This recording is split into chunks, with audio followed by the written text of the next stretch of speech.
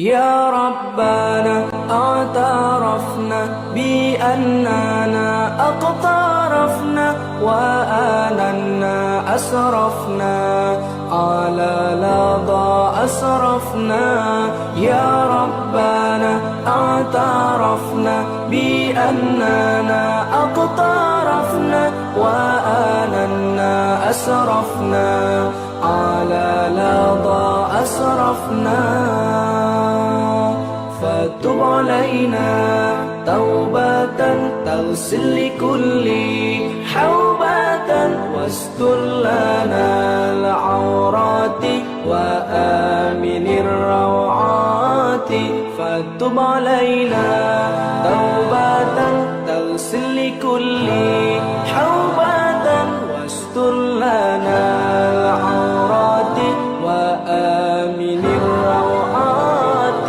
يا ربنا اعترفنا بأننا اقترفنا وآننا أسرفنا على لظى أسرفنا. يا ربنا اعترفنا بأننا اقترفنا وآننا أسرفنا على لظى أسرفنا. واغفر لي والدينا ربي ومولودينا والآل والإخوان وسائر الخلان. واغفر لي والدينا ربي ومولودينا والآل والإخوان وسائر الخلان. يا ربنا اعترفنا بأننا اقترفنا وآننا أسرفنا على لظى أسرفنا. يا ربنا اعترفنا بأننا اقترفنا وآننا أسرفنا على لظى أسرفنا. فضلا وجودا منا لا باكتساب منا بالمصطفى الرسول نحظى بكل سول. فضلا وجودا منا لا باكتساب منا بالمصطفى الرسول نحظى بكل سول. يا ربنا اعترفنا بأننا اقترفنا وآننا أسرفنا على لظى أسرفنا. يا ربنا اعترفنا بأننا اقترفنا وآننا أسرفنا على لظى أسرفنا. يا ربنا اعترفنا بأننا اقترفنا وآننا أسرفنا على لظى أسرفنا. يا ربنا اعترفنا بأننا اقترفنا وآننا أسرفنا على لظى أسرفنا.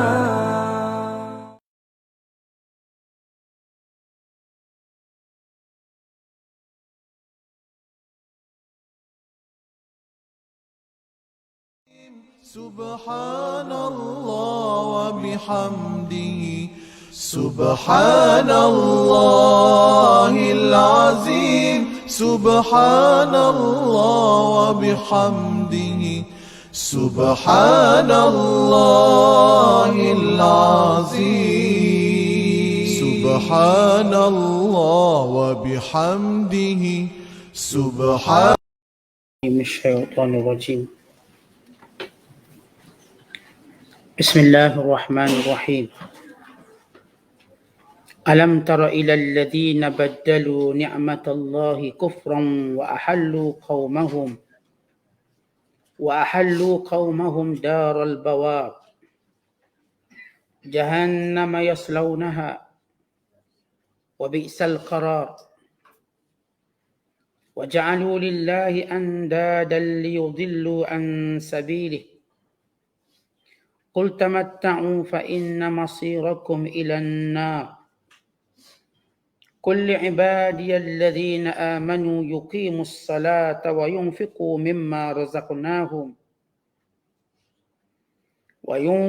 مما رزقناهم سرا وعلانية من قبل أن يأتي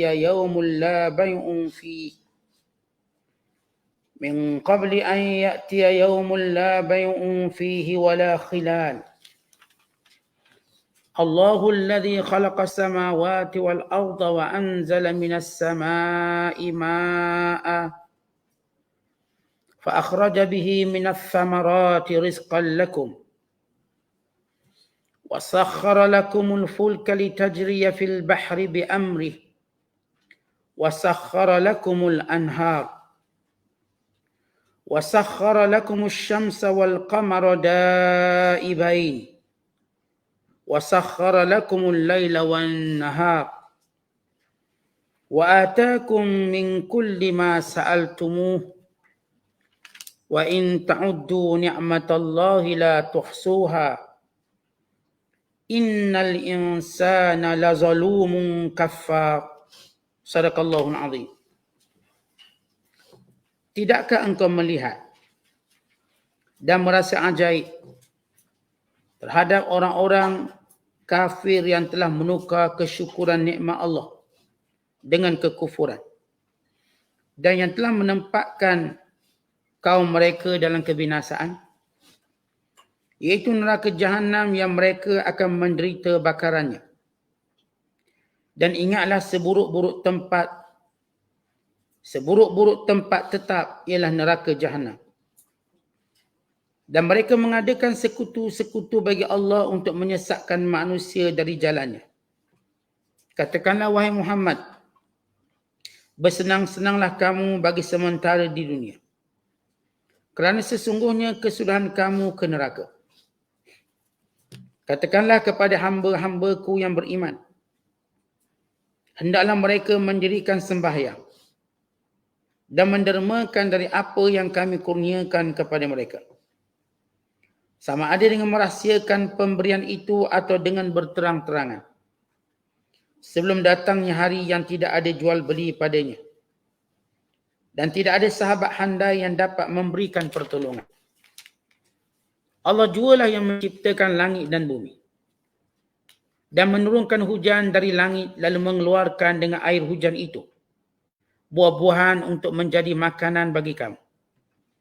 Dan ia yang memberi kemudahan kepada kamu menggunakan kapal-kapal untuk berlayar di laut dengan perintahnya.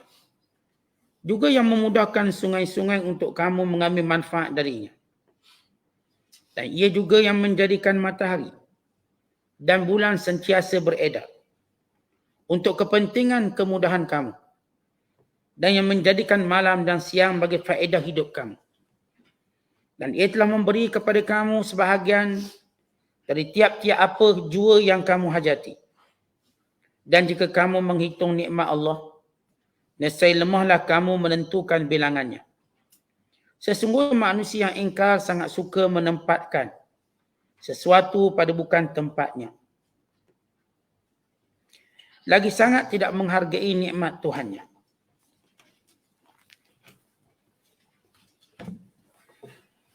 Ayat-ayat yang kita bacakan ini bermula daripada ayat yang ke-28 sehingga ayat yang ke-34. Dalam surah Ibrahim, surah yang ke-14, pada juzuk yang ke-13, menceritakan tentang kekufuran nikmat orang-orang Mekah secara khusus dan manusia secara umum, dan menjadikan bagi Allah itu sekutu-sekutu. Dan Allah Ta'ala memberi amaran serta ancaman kepada orang-orang yang ingkar kufur. Mereka hanya menikmati nikmat dunia yang seketika dan sebentar sahaja, kemudian kembali kepada kemusnahan dan kehancuran. Dalam ayat-ayat yang kita bacakan ini, Allah Ta'ala menyuruh orang beriman menjaga amalan-amalan mereka sesudah iman kepada Allah dengan menunaikan salat dan infak harta benda mereka, sama ada yang wajib atau yang sunat, yang terang atau yang sembunyi. Kemudian Allah Ta'ala menceritakan dalil-dalil kewujudan Allah dan ketauhidannya dalam penciptaan dan makhluknya yang pelbagai di atas muka bumi ini, bahkan di langit, bagi menunjukkan bahawa semua nikmat-nikmat Allah Ta'ala itu untuk kemudahan manusia, supaya mereka bersyukur dan kembali beriman kepada Allah, dan supaya mereka mengetahui yang menciptakan semuanya dengan kuasanya, dengan iradat, kehendak dan keesaannya ialah Allah Subhanahu Wa Taala. Ini gambaran umum kepada penafsiran ayat-ayat yang kita baca, yang bermula ayat 28 sehingga ayat 34. Bila Allah berfirman, alam tara ilal ladzina baddalu, tidakkah engkau wahai Muhammad melihat orang-orang Mekah yang diberikan nikmat yang banyak, baddalu, mereka mengubah, mereka merosakkan nikmat yang Allah beri tadi dengan sifat kufur mereka. Alam tara ila alladhina baddalu ni'matallahi kufra, tidakkah engkau melihat wahai Muhammad penduduk Mekah ini yang telah diberikan pelbagai nikmat, lalu mereka memusnahkan nikmat ini dengan kekufuran kepada Allah.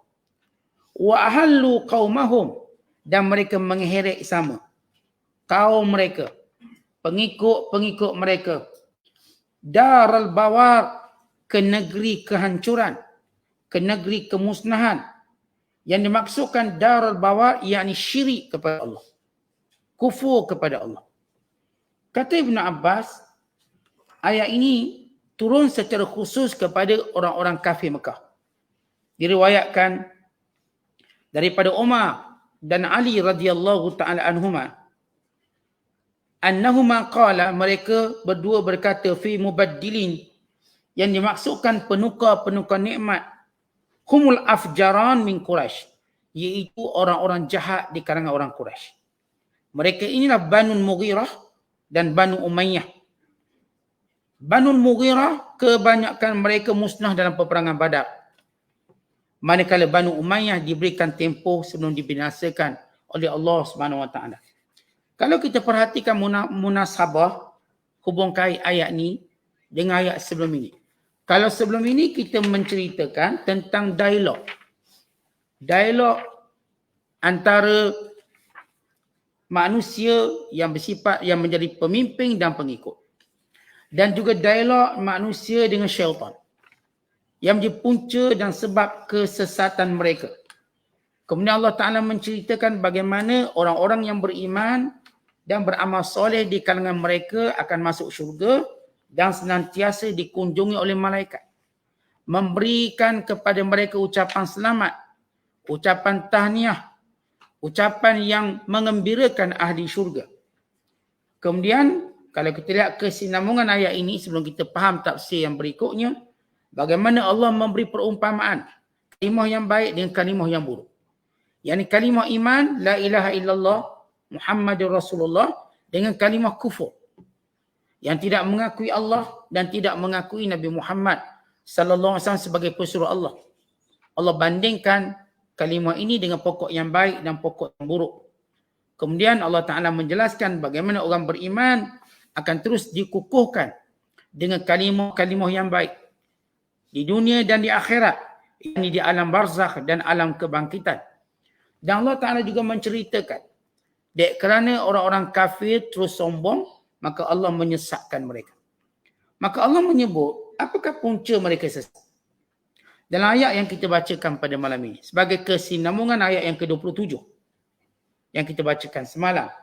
Bila Allah menyebut mereka ini diberi nikmat yang macam-macam, yakni orang Mekah mereka diberikan nikmat Kaabah itu sendiri, yang menjadi tempat tumpuan manusia menunaikan ibadat haji.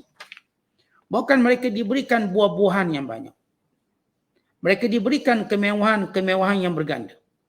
Kemuliaan kerabat, kemuliaan nasab, keturunan yang dihormati keturunan mereka di seluruh pelosok negara Arab. Mereka orang-orang Quraisy yang dimuliakan. Tetapi kata Allah SWT, wahai Muhammad, tidakkah kau lihat ajaib, takjub sungguh orang Mekah ini dan seumpama mereka yang kufur pada Allah, yang akan nanti menjadi penghuni neraka jahanam. Allah menyebut dua sifat mereka yang menjadikan mereka penghuni neraka jahanam. Pertama, Allah menyatakan sebabnya kerana mereka menukar nikmat-nikmat Allah tadi dengan kufur. Mereka tidak bersyukur, bahkan mereka kufur kepada Allah SWT. Setiap nikmat yang diberikan, sama ada nikmat nyawa, nikmat kesihatan, nikmat kekayaan, nikmat negeri yang aman, dan segala nikmat yang mereka tahu nikmat ini tidak datang melainkan daripada kurniaan Allah Subhanahu Wa Taala, bukan daripada berhala-berhala yang mereka sembah, bukan daripada sekutu-sekutu yang mereka agungkan, yang mereka muliakan, bukan. Maka Allah Taala menjelaskan, pelik, mereka ini menggunakan nikmat Allah tapi tidak bersyukur pada Allah yang beri pada mereka, tetapi lantas mereka menyembah berhala yang tak beri nikmat pun.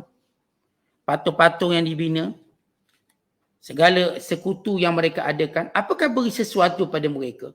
Waktu ditanya, apakah mereka memberi sesuatu? Mereka kata tidak. Hanya kami melangsungkan akidah nenek moyang kami, kebiasaan kami. Apakah berhala ini yang menghidupkan, yang mematikan? Yang ini nikmat yang utama yang Allah beri pada manusia hidup. Apakah berhala ini yang menolak mudarat bila berlaku sesuatu mudarat, atau mendatangkan manfaat? Maka semuanya datang dari Allah, tetapi mereka telah ubah nikmat yang Allah bagi dengan sekutu yang mereka kufurkan. Dan dengan sekutu yang mereka sekutukan dengannya. Maka Allah Subhanahu Wa Taala. Baik, ini sifat pertama mereka. Sifat kedua yang menjadikan mereka penghuni neraka, wa ahallu qaumahum darul bawar. Mereka menjadikan, mengheret kaum mereka untuk turut sama sesat macam mereka. Mereka buat propaganda, mereka buat pelbagai hasutan kepada orang-orang yang ada bersama mereka. Mereka tuduh Muhammad sallallahu alaihi wasallam tu gila, pembohong, penipu, ahli sihir, yang inginkan kepentingan, nak pangkat, nak perempuan, Nabi itu berpenyakit. Demikian propaganda mereka lakukan setiap hari. Mereka sesatkan. Mereka tunggu orang-orang luar datang ke Mekah, sama ada berdagang atau yang datang menunaikan ibadat haji, mereka berkumpul di Mina. Dan di situ mereka memburukkan Nabi Muhammad SAW. Dengan pelbagai cara. Untuk mengheret kaum mereka sama dalam kufur pada Allah. Maka ini sebab kejahatan mereka. Yang pertama, kerana mereka itu sendiri kufur. Yang kedua, mereka mengheret orang lain untuk kufur bersama mereka. Maka ini jenayah dan juga penyebab mereka masuk dalam neraka jahanam. Maka Allah Ta'ala menyatakan tentang bagaimana sifat-sifat orang kafir ini. Selain mereka ada dua sifat ini, maka mereka juga menjadikan bagi Allah Subhanahu Wa Ta'ala itu berhala-berhala, sembahan-sembahan selain daripadanya dan menyesatkan manusia. Allah Ta'ala kata, Jahannama yaslaunaha, maka neraka jahanamlah yang mereka akan masuk. Yaslaunaha, mereka akan masuk. Wa bi'sal qara, seburuk-buruk tempat menetap mereka. Perkataan qara, yakni mereka akan berkekalang di sana.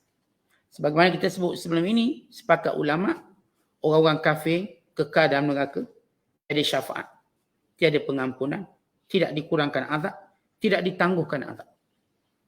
Apa yang berlaku kepada mereka, azab digandakan, mereka dikekalkan, tidak diberi syafaat. Dan mereka ini dipermainkan, diperolokkan sebagaimana mereka mempermainkan agama Allah di muka bumi. Allah Ta'ala menyebut sifat mereka suka memperolok-olokkan orang-orang beriman, meremeh-remehkan orang beriman. Kelak Allah akan memperolok-olokkan mereka, mempermain-mainkan mereka sebagaimana mereka mempermainkan. Kalau kita tengok Rata-rata orang kafir dengan pengusaha mereka, mereka menghina orang Islam. Yang bertudung dihina, yang berserban, berkopiah, berjanggut dihina, yang sembahyang dihina, yang berpuasa dihina, yang bersedekah dihina. Pendek kata, apa sahaja yang melibatkan amalan Islam, mereka cuba hina. Mereka cuba gambarkan ini perbuatan orang yang takhalluf, yang paling ke belakang. Maka Allah menyebut dalam Al-Quran bahawa Allah akan memperolok-olokkan mereka sebagaimana mereka memperolok orang beriman. Allah sebut perangai mereka, wa idza marru bihim bil-lagwi, bila orang beriman lalu depan mereka, yataramazun, mereka mempersendakan dengan mainan mata mereka. Maka kelak mereka akan juga dipersendakan. Di mana ahli neraka dipertontonkan melihat syurga untuk menambahkan azab. Sebagaimana ahli syurga dipertontonkan melihat neraka untuk menambahkan syukur. Yang kita dah sebut ahli syurga, mereka akan melihat neraka dan melihat penghuni-penghuninya.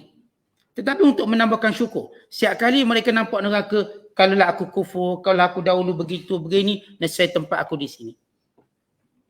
Maka setiap hari ahli syurga bertambah syukur. Manakala ahli neraka pula bertambah penyesalan mereka bila mereka melihat syurga dan segala kenikmatan. Dan bila mereka merayu kepada ahli syurga yang mereka kenal, afidhu alaina minal ma', berikan kepada kami air, berikan kepada kami makanan. Maka ahli syurga menjawab dengan mencebik mereka, innallaha harramahuma 'alal kafirin. Allah mengharamkan makan dan minum untuk kami beri pada orang kafir. Tak boleh. Maka mereka melihat syurga dengan penuh penderitaan dan penyesalan, dan mereka diperolokkan sebagaimana mereka memperolokkan orang beriman di dunia ini, mempersendakan ajaran Islam di dunia ini, dan semua perkara yang dibawa oleh para nabi dan rasul. Kemudian kata Allah, waja'alu lillahi andadan liyudillu an sabilih, dan mereka ini sentiasa menjadikan bagi Allah itu andada, yakni sekutu-sekutu. Jumpa berhala ni jadikan sekutu, jumpa pokok ni sekutu. Apa sahaja mereka sekutukan sehingga jumlah Tuhan yang mereka sekutukan berjuta. Bukan lagi satu dua, bukan satu dua jenis berhala, berjuta berhala. Berhala ni lain, berhala ni lain, berhala ni lain, ni lain banyak. Sehingga di Mekah, di Kaabah saja dekat 360 buah berhala. Itu Mekah, ke seluruh dunia. Dan negara penyembah berhala, setiap kali mereka buat satu sekutu, mendorong mereka buat sekutu satu lagi. Oh ni patung ni kurang lawas sikit, kita buat satu lagi pula. Lalu kalau adalah orang-orang pau-pau, mereka buat lagi. Di India, ada yang buat patung, dikatakan Presiden Amerika Syarikat, lalu dia pun sembah. Buat patung Presiden Amerika. Bila Presiden Amerika tu kalah pilihan raya, dia pun nangis. Oh sedih sebab Tuhan dia kalah. Penyengutu Allah, dia tak akan cukup dengan satu sekutu. Tidak juga dua sekutu, yakni dua berhala. Dia akan terus menambah sampai bila? Sebanyak-banyaknya. Sampai jutaan. Sampai juta, ya, sampai juta. Akhir macam-macam patung ada. Yang ni ada kemuliaan, yang kat rumah, yang kat kelam, yang kat tempat menyembah, semua Tuhan. Lihat bagaimana kebodohan mereka bertambah bila mereka menyekutukan Allah. Tak cukup setakat itu, kata Allah, liyudillu an sabilih. Mereka terus menyeru manusia untuk menjauhi jalan kebenaran. Maka kata Allah pada mereka yang dengan sombong, sebab mereka rasa kami dengan nikmat yang banyak tak akan binasa. Mereka orang kafir yang rasa kaya, terasa lebih cerdik daripada orang Islam dan lebih cerdik daripada wahyu. Walhal mereka nampak kebodohan mereka dengan menyembah lain pada Allah. Tapi dengan nikmat yang banyak menjadikan manusia lupa tentang kesudahannya. Maka Allah Ta'ala berkata, Kul, katakanlah wahai Muhammad kepada mereka, tamatta'u, silalah berseronok dengan nikmat yang sekejap. Rasalah nikmat-nikmat sekejap, dunia yang seketika, tak lama mati. Lalu tuan-tuan secara jujur, kita tengok bagaimana sejarah dunia yang telah mengandung manusia, kemudian ia berpisah daripadanya. Ni orang paling kaya, lepas masuk 60 meninggal. Lepas masuk 50 meninggal, 70 meninggal. Maka bukankah nikmat itu cuma sekejap? Sekejap ni tuan-tuan ada banyak makna. Sekejap sama dengan banding akhirat. Sekejap dengan perasaan orang tu sendiri. Tuan-tuan kita, sekarang tuan-tuan dah umur 50-60, rasa lama tak? Daripada mula kita ingat balik kita lahir tahun berapa? Saya lahir tahun 58. Baik. Tahun 58 lahir, tahun 60 lahir, sekarang tahun 2022, rasa sekejap ke lama? Sekejap.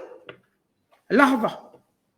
Bukan nanti bila orang kafir ni mati, bila dia tanya kepada Allah, Allah Ta'ala tanya dia kata, wahai Tuanku, kami cuma hidup satu waktu pagi atau satu petang je. Even satu hari pun tak sempat. Maksudnya, kiasan umur panjang mereka cuma rasa satu pagi atau satu petang.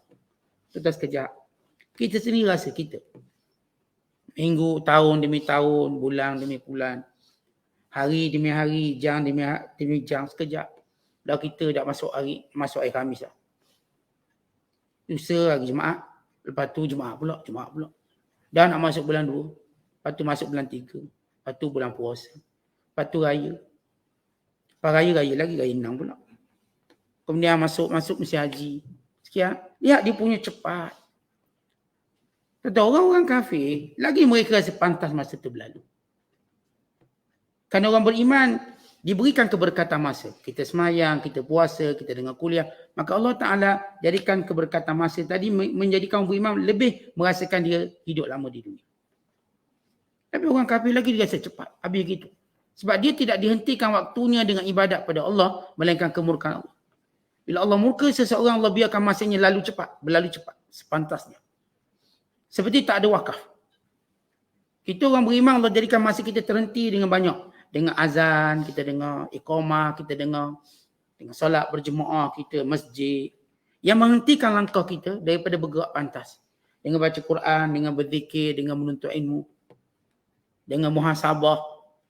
Semuanya menjadikan masa-masa ini bernilai pada kita.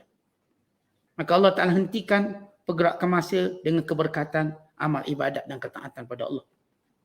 Maka kita ada wakaf banyak dalam hidup. Wakaf atau disebut wakafat. Hentian-hentian. Kita banyak hentian-hentian dalam hidup. Sehingga kita dapat rasa perubahan tadi. Kita tahu tentang usia balik. Ya orang kafir tak ada usia balik. Kita ada usia balik. Kita ada hentian-hentian masa. 40-an kita tahu hentiannya, 50-an hentiannya. Dan kita juga tahu kewajiban haji kita, hentian kita seterusnya. Dan hal-hal lain yang berkait dengan ibadat-ibadat dan ketaatan kita kepada Allah. Maka Allah Ta'ala kata, wahai Muhammad sallallahu alaihi wasallam, beritahu orang kafir yang kekal nak kufur, yang kekal nak lawan Tuhan, yang kekal nak mengadakan bagi Allah sekutu, kul tamatta'u qalila. Berseronoklah sikit. Kul tamatta'u, seronoklah sekejap. Fa inna masirakum ilan nar.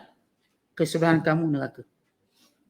Tuan-tuan, mana ada orang kafir tahu kesudahan dekat mana? Biar Allah beritahu. Kalau kita jumpa orang kafir, awak ni kesudahan awak kat mana? Dah awak kumpul duit banyak. Dah awak dah ada jawatan besar, kemudian pencing. Kesudahannya apa? Sudahannya kami mati. Tak, Allah beritahu. Kesudahan kamu neraka. Kalau kamu tidak beriman pada Allah, kesudahan kamu neraka. Tuan-tuan, semua orang kafir kalau kita tanya kesudahan, dia tak tahu kesudahan. Sebab dia menganggap kesudahannya cuma berakhir di dunia. Kalau kami kaya, kayalah. Habis kat sini. Habis umur kat sini. Tak, kamu tak habis kat sini. Tuhan yang menciptakan kamu beritahu, kesudahan kamu ialah neraka. Sebab itu tuan-tuan, bila ada seorang lelaki datang jumpa Nabi sallallahu alaihi wasallam. Lalu dia kata, ya Rasulullah, aina abi? Ayahku kat mana? Sebab ayahku kafir. Maka Nabi SAW jawab sebagaimana Allah ajar. Nabi kata, abu kafin nar. Ayah kamu dalam neraka. Maka orang ni pun bersedih. Bersedih. Kerana membayangkan ayahnya. Rasulullah sallallahu alaihi wasallam bukan nak beritahu ayahnya, Nabi nak beritahu kekufuran itu. Akhirnya Nabi panggil balik, Nabi kata, inna abaka wa abi finna. Ayah kamu dan ayahku dalam neraka. Para ulama kita membicarakan hadis ini, yang dimaksudkan dengan ayah Nabi sallallahu alaihi wasallam merujuk kepada bapa saudaranya. Bapa saudaranya, tidak merujuk kepada ayahnya Abdullah. Kerana di sana ada khilaf ulama tentang ayah Nabi SAW. Dan Imam Al-Qurtubi dan kitab At-Tazkirah, demikian juga Imam Suyuti mengesahkan keislamannya Abdullah. Itu ayah Nabi SAW. Tapi Rasulullah nak beritahu tentang kekufuran ini Bila aku kata ayah kamu masuk neraka, bukan sebab ayah kamu, tapi sebab kekufuran. Hatta kalau kekufuran itu berlaku pada keluarga ku yang terdekat, maka dia juga dalam neraka. Supaya orang ni terhibur dan mengetahui bukan persoalan ayah dia. Kita kan bila melibatkan keluarga, kita rasa macam keluarga kita yang malang. Bukan sebab keluargamu, kerana akidah yang dipegangnya. Siapa pun yang memegang akidah itu, termasuk keluarga aku yang terdekat, kata Nabi SAW, dia akan berada dalam neraka. Maka ini tidak ada syak padanya. Hatta ayah Nabi Allah Ibrahim dalam neraka. Dan ini dengan nas yang jelas. Bukan sekadar daripada Quran dan hadis Nabi SAW. Bagi menunjukkan bukan persoalan ayah, persoalan kufur. Sedekat mana pun orang tu dengan Nabi, rapat mana pun dia, tapi kalau kafir, maka dalam neraka. Ini isteri Nabi Lut yang kufur pada Nabi Lut juga dalam neraka. Ini yang disebut oleh Allah dalam Quran. Disebut sebagai minal ghabirin, minal abirin, kalangan orang yang lemah, kalangan orang yang dibinasakan oleh Allah SWT. Demikian juga isteri Nabi Nuh. Ia persoalan kufur. Maka tuan-tuan, benda ni kita kena tahu. Ini persoalan akidah kena tahu. Dia tanya mana kesudahan orang kafir dalam neraka. Jangan Ustaz nak jaga keharmonian di dalam syurga jugalah Ustaz. Tuan-tuan, syurga tu bukan kita punya. Kita nak kata orang kafir dalam syurga tu bukan kita punya, Allah punya. Dan inilah statement daripada Allah. Dan siapa yang meraguinya maka dia kafir. Dah kamu siang sangat orang kafir, pergi tembang orang kafir dan neraka sekali. Tetapi ini masalah persoalan akidah. Bila Allah kata fa inna masirakum ilan nar, qul tamatta'u fa inna masirakum ilan nar. Seronoklah sekejap kat dunia, kesudahan kamu dalam neraka. Qul, katakanlah wahai Muhammad kepada hamba-Ku, li'ibadiyalladzina amanu. Maka katakan kepada hamba-hamba-Ku yang beriman. Iman mereka tak cukup di situ. Bila Allah Ta'ala menyebut kesudahan orang kafir, Allah dahulu pada ayat sebelum ini menceritakan keadaan orang kafir dalam neraka. Dialog mereka sesama mereka, pemimpin dan pengikut. Dialog mereka bersama syaitan, dialog syaitan sesama dengan mereka. Dan kemudian Allah menyebut bagaimana keadaan orang beriman. Kemudian Allah memberi contoh bagaimana sifat orang kafir di dunia. Sebelum ini, sifat keadaan orang kafir dalam neraka. Asyqiya. Kemudian Allah sebut sifat mereka di dunia, nikmat yang ada mereka tak bersyukur. Bahkan mereka mengajak orang lain pula untuk binasa macam mereka. Bahkan mereka mengadakan sekutu bagi Allah. Bahkan mereka mencabar supaya datangkan azab. Maka Allah menyuruh Nabi beritahu kafir, tak apalah, seronoklah sekejap. Dan inilah ayat tuntas untuk orang beriman kata pada orang kafir. Tak apalah kalau kamu di dunia ada jawatan, ada itu, seronoklah sekejap. Kita semua akan mati. Mati itu paling kamu takuti. Dan kami orang beriman paling kami rindui. Kerana kami dijanjikan syurga. Sedangkan kamu dijanjikan neraka. Sebab itu kamu takut. Kerana itu kami merindui kematian. Menginginkan kematian. Allah ma'illah melainkan sebagian kami bila takut kerana masalah amalan yang tak cukup. Tetapi tetap merindui kematian untuk mendapat balasan di sisi Allah.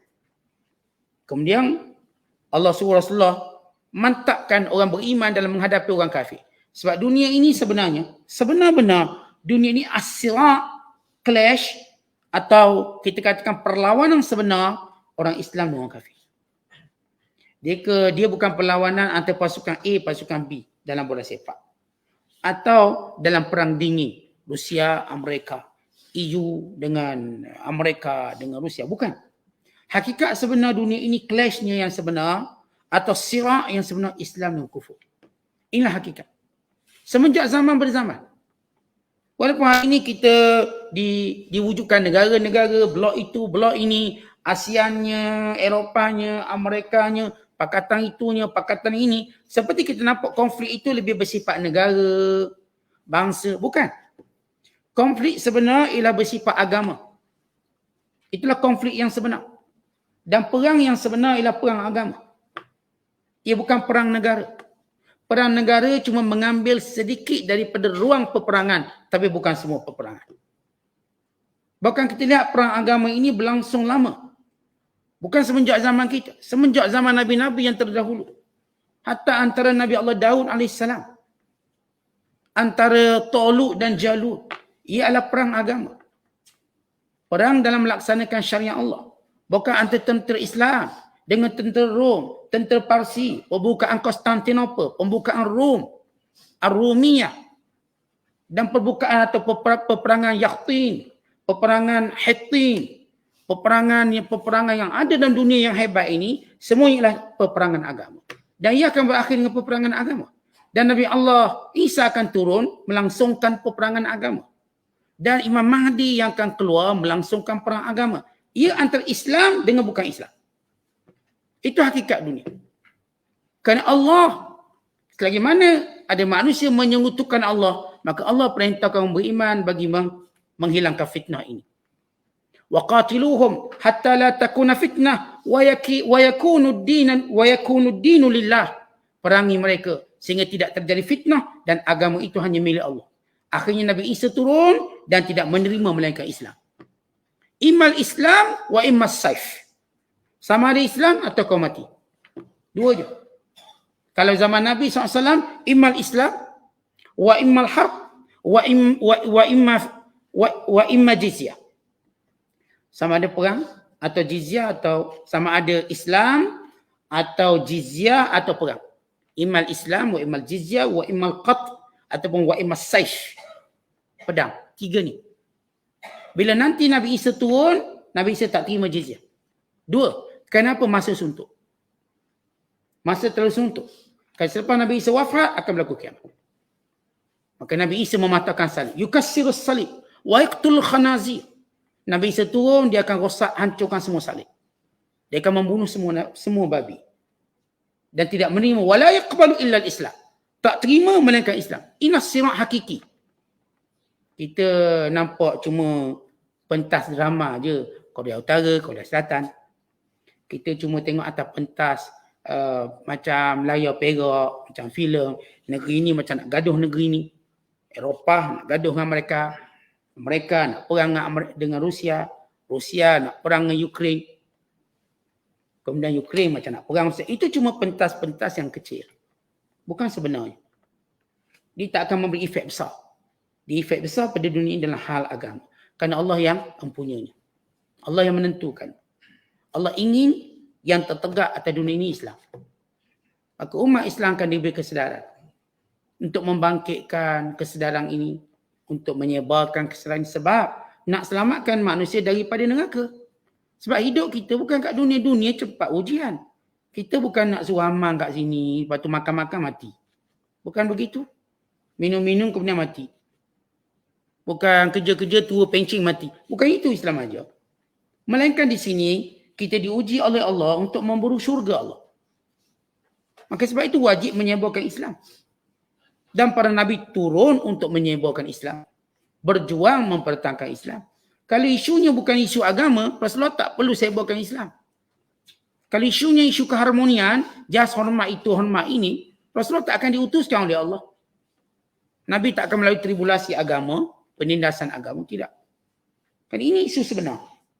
Sebab ramai orang macam dah galik ingat, oh tak ada apa, kita cuma cerita Ustaz, bawang naik harga ke tak, kita cuma cerita ayam naik harga minggu ni atau tak, minyak naik ke tak, pilihan raya siapa menang. Itu isu kecil, itu picisan. Isu sebenar ialah kebenaran yang mesti kita tegakkan. Perintah Allah tu. Kita akan mati menghadap Allah. Kita akan mati membawa tanggungjawab kita di hadapan Allah. Sebab itu Allah kata pada orang beriman, sesudah kamu isyakan keimananmu pada Allah, yuqimus salah, dirikan solat. Terus punya hubungan dengan Allah, jangan putus. Salat ialah hubungan manusia dengan Allah. Wa yunfiqu mimma razaqnahum, dan belanjakan harta yang kami berikan kepada kamu. Infak. Infak ini hubungan dengan manusia. Sirran sama ada rahsia, yang sedekah tatawwu'. Wa alaniyatan atau secara terang-terangan, yakni zakat. Setengah ulama dalam menafsirkan makna sir di sini ialah sedekah-sedekah sunat.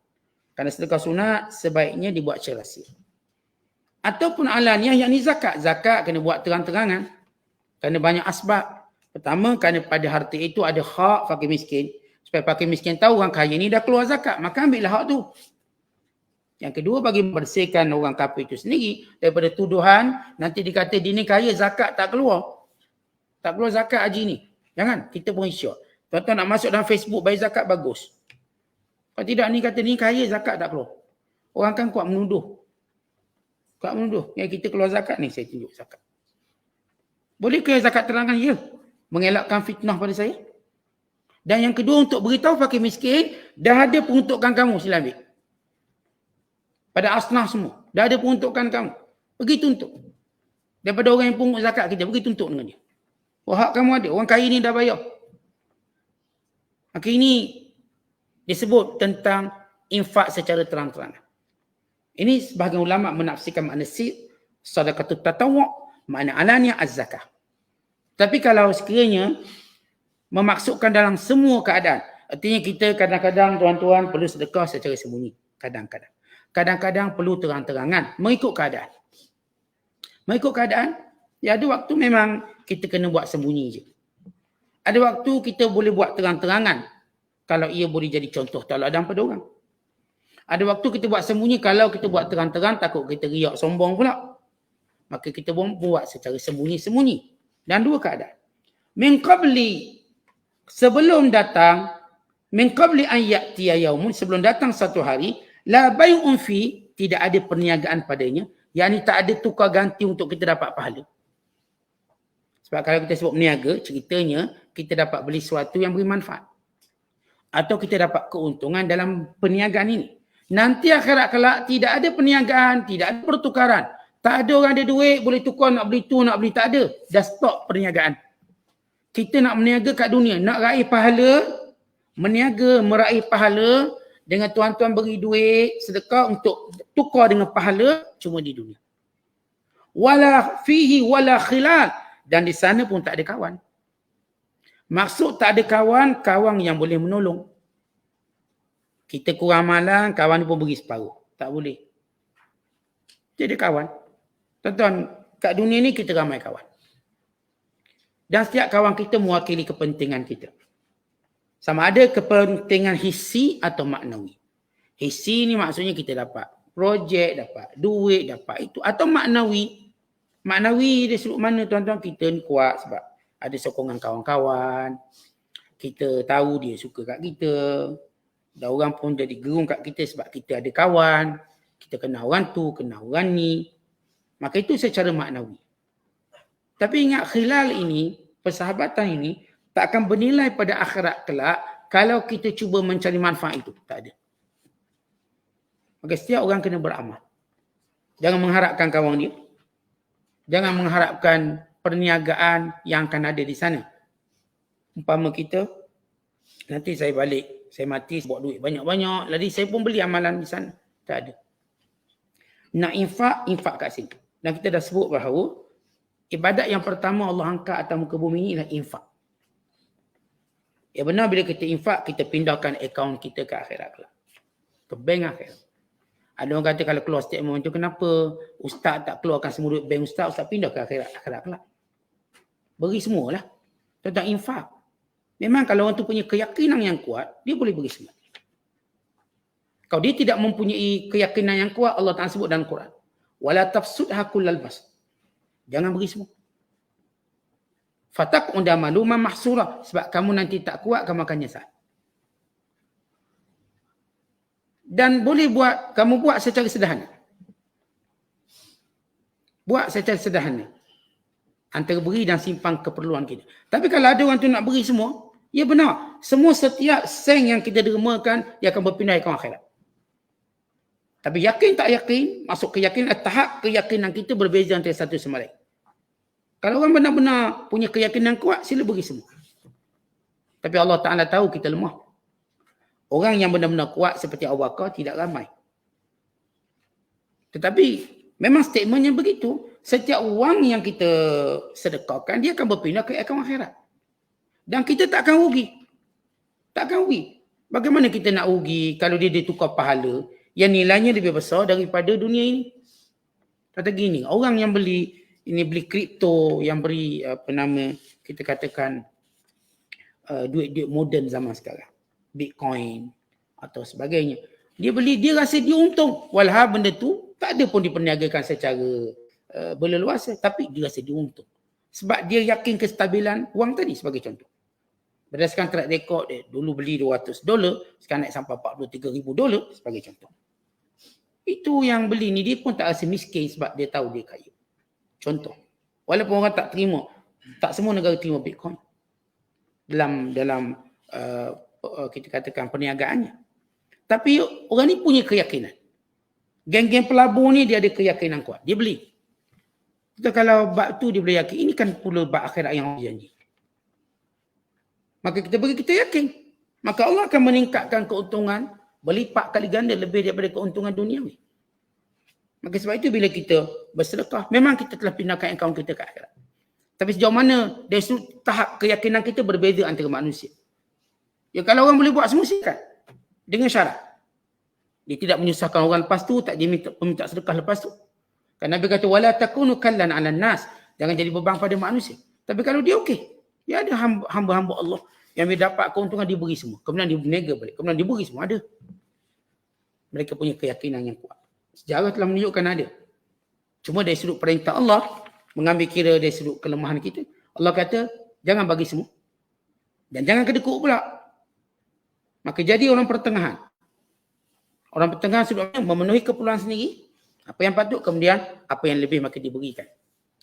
Kemudian sesudah Allah menyebut tentang orang beriman, dia kena ada dua sifat utama, sembahyang dan sedekah. Jaga hubungan Allah, jaga hubungan dengan manusia. Kemudian Allah Ta'ala menyebut dalil-dalil kewujudan Allah. Bila Allah kata, Allah, dia Allah. Dan dalam Quran tuan-tuan ratusan sebutan Allah. Untuk menunjukkan bahawa Allah itu yang menciptakan. Allah itu Tuhan yang sebenar dan Tuhan yang esa. Allazi khalaqas samawati wal ard. Yang menjadikan langit dan bumi. Maksud langit apa yang berada di atas kita dan kita tak tahu hakikat dia. Bukan yang tuan-tuan tengok, oh tu langit tu. Bukan, langit ni tuan-tuan. Yang atas dan atas dan atas dan atas itu langit. Kita belum dapat teroka semua walau kita buat teropong yang paling jauh. Tak boleh. Tak mampu nak tengok luas langit ini. Wal ard dan bumi ini. Wa anzala minas sama'i ma'a. Dan Allah turunkan daripada langit itu air. Di sini Allah Ta'ala menyebut 10 dalil keesaan Allah, dalil kekuasaan Allah. Iaitu menciptakan langit, menciptakan bumi, menurunkan dari langit akan naik, yang mempermudahkan perjalanan kapal di lautan dan menjadikan kepada kita sungai-sungai, menjadikan kepada kita matahari dan bulan yang sifatnya sentiasa beredar. Tentang sepakat dalam ulama mufassirin menyatakan sifat matahari dan bulan dia sentiasa beredar, dia bergerak. Bukan matahari dia bergerak. Matahari bergerak, bulan juga bergerak. Semuanya Allah sebut dalam perkataan daibain, sentiasa bergerak. Mengikut kelajuan yang berbeza. Matahari ada kelajuan dia, bumi ada kelajuannya, bulan ada kelajuannya, semua berlari pada paksinya, orbitnya. Kemudian yang ke-8 dan ke-9, Allah jadikan malam dan Allah jadikan siang. Dan yang ke-10, Allah beri apa yang kita nak. Wa atakum min kulli ma sa'altumu. Apa yang kita nak, yang kita doa, yang kita harap, yang kita cita-cita, Allah Ta'ala beri. Sebab tu tuan-tuan kita dah dapat semua. Tapi dalam diri kita ada sesuatu. Yang kahwin nak anak. Yang ada anak nak suruh anak berjaya. Yang itu kita sentiasa ada kehendak. Maka kehendak-kehendak kita Allah makbulkan. Allah mudahkan. Allah beri apa yang kita nak. Atau gantian apa yang kita nak. Atau lebih baik daripada apa yang kita nak. Atau menolak mudarat seumpamanya.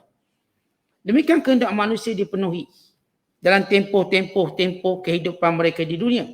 Kemudian Allah Ta'ala kata. Dah aku bagi banyak nikmat. Wa in ta'uddu ni'matallah la tuhsuha. Kalau kamu kira nikmat Allah, kamu tak boleh kira. Banyaknya nikmat Allah Subhanahu Wa Ta'ala. Sebab itu Nabi SAW dan doa baginda. Nabi doa Allahumma lakal hamd. Ghaira makfiyin wala muwadda'in. Wala mustaghnan anhu Rabbana. Maksudnya, wahai Tuhan kami. Puji. Sekalian puji bagimu. Ghaira makfiyin, tak cukup. Tak pernah cukup kita nak puji Allah. Wala muwadda'in, tak boleh kita nak tinggalkan puji Allah. Wala mustaghnan anhu Rabbana. Dan tak pernah kita merasa cukup dengan apa yang Allah berikan kepada kita. Tak pernah kita rasa bahawa kita tak perlukan Allah dalam hidup ini. Kita sentiasa perlukan Allah. Walau di sebalik nikmat tu kita rasa dah banyak, maka banyak lagi kita nak dengan Allah. Kita terus menadarkan mohon pada Allah. Namun, tuan-tuan kita tak mampu bersyukur. Kata Imam Syafi'i, Alhamdulillahilladzi la yu'adda syukru ni'matin min ni'amihi illa bi ni'matin hadisatin tujibu ala mu'addiya syukrahu biha. Tentang gini, kalau kita kata kita mampu bersyukur pada Allah, kita tak mampu. Sebab apa? Sebab setiap kali kita nak tunaikan syukur pada Allah, yang berikan kita syukur pada Allah ni Allah juga. Ya, dia beri nikmat.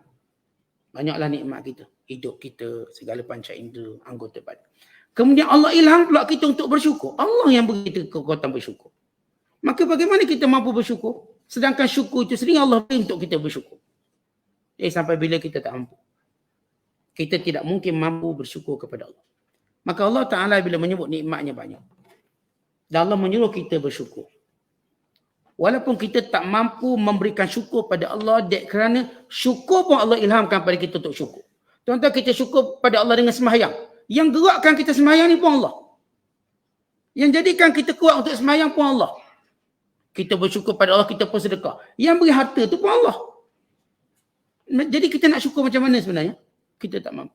Ini kita sebut ghaira makhfiyin wala muwadda'in wala mustaghna'anhu rabbana. Ya Allah, tak cukup kita nak bersyukur. Tak mampu untuk kita tinggalkan syukur nikmat yang macam-macam datang. Bukan saya katakan kalau kita kata okey, kita oleh kerana Allah beri kita nikmat banyak, kita bersyukur dengan bersedekah. Tak, sedekah tu pun Allah yang gerakkan hati kita bersedekah. Beri kekuatan kita, beri keyakinan sehingga kita mampu bersedekah dengan jumlah yang besar dan sebagainya. Yang membangunkan kita tengah malam pula untuk qiyam Allah. Yang menjadikan kita kuat pula untuk berpuasa Allah. Saya bersyukur pada Allah, maka saya berpuasa. Tak puasa kita itu sendiri, Allah yang beri kekuatan untuk kita berpuasa. Sehingga sampai maghrib kita boleh puasa. Tak tergoda dengan makanan, tak tergoda dengan lauk pauk. Menunggu waktu maghrib dengan sabar. Siapa bagi? Itu Allah. Kita syukur pada Allah dengan banyak belajar. Belajar ni pun Allah ilhamkan kita. Ramai mana orang tidak diilhamkan dan dia pun tak nak belajar walau duduk dekat rumah tepi masjid ke. Dia punya komputer internet laju ke, dia tak fikir. Tapi Allah juga yang gerakkan kita untuk belajar, untuk datang jauh-jauh, untuk kita peruntukkan masa kita. Maka tuan-tuan, lemah lidah ini untuk bersyukur. Hanya mampu kita diam, keluh lidah untuk bersyukur. Sebab itu seorang bila kenal Allah, kalla lisanuh. Tak payah cakap. Kita umpama contoh gini tuan-tuan, ada seorang tu dia jumpa kita, dia pun bagi RM10. Kita kata terima kasih. Datang sekejap, dia bagi pula RM100. Allah, banyak ni RM100, terima kasih. Lepas tu datang lagi bagi RM1,000 pula. Kita mula macam tak payah cakap ni. Dah kenapa banyak benar ni? RM1,000 pula. Dia datang pula bagi pula RM10,000. Dia datang. Akhirnya dah kita keluh. Kata keluh tu tanda kita tak mampu lagi cari kalimah sesuai untuk kata terima kasih. Sebab tu kita dengan mak ayah kita dah tak boleh nak terima kasih banyak sangat. Tak boleh. Kawan-kawan saya sekali belanja, boleh gaji akhir bulan. Terima kasih banyaklah. Belanja kawan makan. Syukur. Mak kita tiap-tiap hari ni ayah kita. Sebab apa? Banyak sangat baik kita dah tak mampu nak cakap. Keluh lidah ni. Tetapi tak lagi Allah. Namun Allah Ta'ala suruh juga sebut Alhamdulillah. Qulil hamdulillah. Sebut juga Alhamdulillah. Macam mana pun kamu tak boleh bayar syukur aku. Dan kamu mengetahui kamu tak boleh bayar. Maka aku redha dengan kalimah syukur. Bila Nabi Allah Daud kata, Ya Allah. Tak reti aku nak syukur macam mana ya Allah. Tak reti. Banyak nikmat semua. Ya. Bersyukur ni pun nikmat Allah bagi. Lalu kata Allah pada Daud, wahai Daud, cukup kamu mengetahui bahawa nikmat itu semua datang dari aku. Dan kamu menyebut Alhamdulillah, maka aku terima. Sebab itu tuan-tuan, orang kalau tak sebut Alhamdulillah ni teruk benar. Orang yang tak bersyukur pada Allah ni teruk benar. Sebab itu Allah mulakan dengan kelompok-kelompok yang tak reti syukur pada Allah. Alam tara alladhina baddalu ni'matallahi kufra wa ahallu qaumahum daral bawar. Tidakkah kamu melihat orang yang mengubah nikmat Allah yang patut disyukuri dengan dia kufur pada Allah. Bahkan mengajak kaumnya binasa sesama mereka. Kemudian kata Allah Ta'ala, Innal insan la zalumun kafar, tetapi kebanyakan manusia zalim maksudnya tuan-tuan, nikmat tadi dia tak letak pada tempat dia. Kafar, yakni kufur dengan maksud bahawa dia syirik kepada Allah. Dia tidak bersyukur kepada Allah Ta'ala. Tidak beribadat kepada Allah Subhanahu Wa Ta'ala. Maka Allah Ta'ala menyebut dalam ayat yang lain. Ayatnya hampir sama tapi penutup lain. Kalau ayat ini yang kita baca pada malam ini ditutup dengan innal insan la zalumun kafar. Oh, kebanyakan manusia itu zalim, meletakkan nikmat bukan pada tempatnya, kafar dan syirik pada Allah dan buat maksiat. Tapi dalam surah An-Nahl sebagai contoh, Ayat ini bunyi sama, wa in ta'uddu ni'matallahi la tuhsuha, tapi penutupnya lain. Innallaha laghafurur rahim. Allah itu pengampun lagi Maha Penyayang. Ayat ini menjawab ayat ini dengan maksud apa? Sekiranya kamu zalim, maka aku pengampun. Sekiranya kamu kufur, lalu kamu kembali kepadaku, maka aku sayang. Kamu kalau zalim, kemudian kamu istighfar, maka aku pengampun. Kamu kalau kufur, kemudian kamu masuk Islam. Kamu dulu maksiat, berhenti maksiat, aku ni penyayang. Allah sebut dalam ayat yang lain. Innallaha yuhibbut tawabin. Sesungguhnya Allah suka orang taubat. Suka. Artinya, keadaan manusia ini dalam bertamu, dalam menerima nikmat Allah, wa imma dia ini zalim dan kufur, satu. Wa imma dia ini orang yang bersyukur dan orang yang taat kepada Allah. Namun Allah tawarkan pengampunan dan sifat sayang Allah. Mana-mana yang zalim, kalau kembali ke pangkal jalan, mana-mana yang kufur, kalau kembali kepada tauhid, maka Allah senantiasa mengampuni, bukan sentiasa menyayangi. Kerana ampun Allah diikuti dengan sayang. Kita tuan-tuan kalau ampun orang, yakni maafkan orang, sayang belum pasti. Memang saya maafkan awak tapi sayang belum tahu. Tunggulah 1000 tahun lagi, mungkin saya sayang balik awak. Tapi sekarang tak. Tapi Allah tidak. Allah waktu diampun, diikuti ampun tadi dengan sayang. Dan Maha Suci Allah. Sebab itu untung orang mengetahui benda ni lalu dia bersegera mohon ampun pada Allah. Kerana tidak seorang diilhamkan untuk meminta ampun melainkan kerana Allah nak sayang pada dia. Allah sayang pada dia. Jadi orang yang paling Allah sayang sentiasa mohon ampun kepada Allah. Dan pun kita pun tahu kita manusia yang khilaf banyak, salah banyak dan sebagainya. Wallahu a'lam bishawab. Assalamualaikum warahmatullahi wabarakatuh.